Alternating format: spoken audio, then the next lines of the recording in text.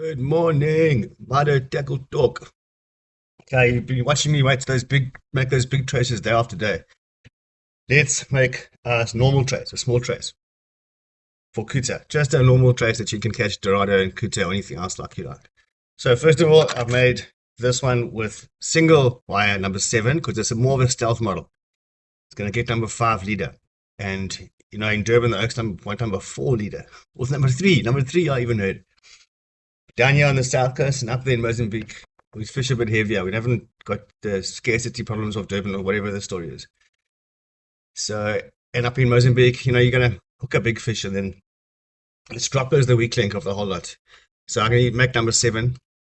I prefer making them with double, but this one is number 7. Okay, the front dropper, I just tied the hook on. Okay, now let's choose a MYDO. Okay, I found one. This is the actual head that you see in the video where the garfish is swimming so crazy. Yeah, I'll put it here.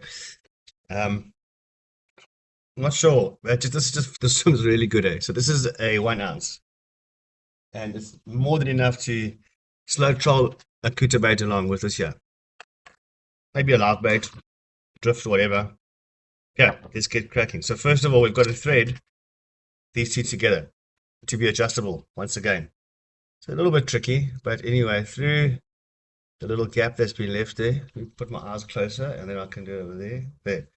Through the gap, this gets a little bit tricky sometimes. And when it comes to the top, you've got to go through the whole hook to make it easy. Like that. And flip that over. There's it, done. Okay, so now we're adjustable.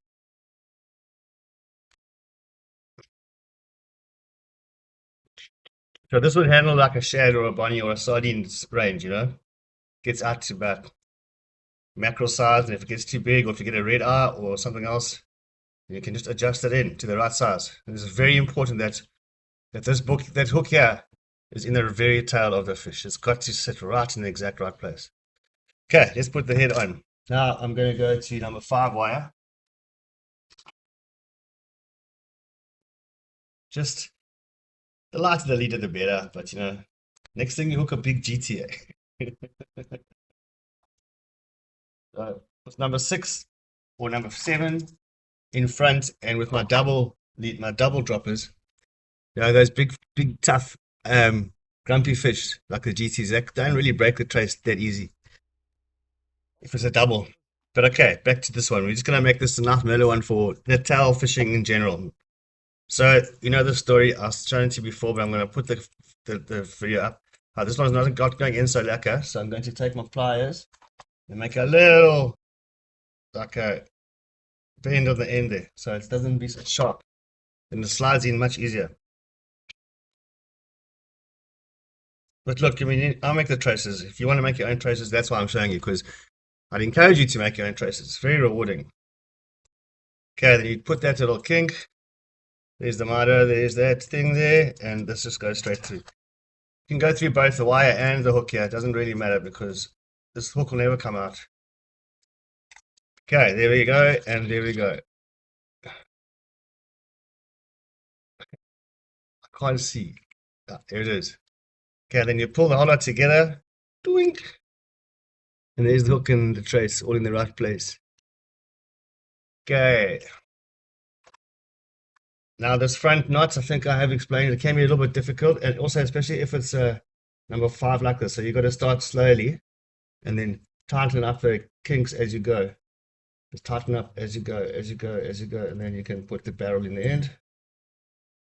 Okay, so this trace you just fish at a slow trawl along the halocline or anywhere under around 20 meters or 10 meters from the backline to about 25 meters. Structure especially, and you got to work with the currents. These fish only come here when the current's screaming. When there's a gallus is right in close, that's when you get the gamefish, the Couta and the salies and all that stuff. If the current's going the other way, don't even go fishing. Maybe you can go and catch bottom fish, reef robbers, but nah, it's got to be current. So at the moment outside here there is no current. The run orders to the horizon, but the big west that blew yesterday and is still blowing now, that makes the gullis come closer. It'll take a little while, and then next thing, all this brown water is going to get shoofed down that way, and the Halocline, the blue and the brown, will be distinctly clear. Just a quick note, quick point to note that it's when you're on the brown water and clean water, and you're driving along next to it, and you got your lures out the back. If you had to jump off and look in there, you will unbelievably see that that brown water doesn't go to the bottom; it's only on top, and underneath that whole big brown water plume is the ocean, the blue, right there, but it's dark. It's scary. It's not so much fun diving along the edge there. You'll get a script. Next thing out, come out the brown water, yeah, it's a Zambezi. But anyway, that never happened to me.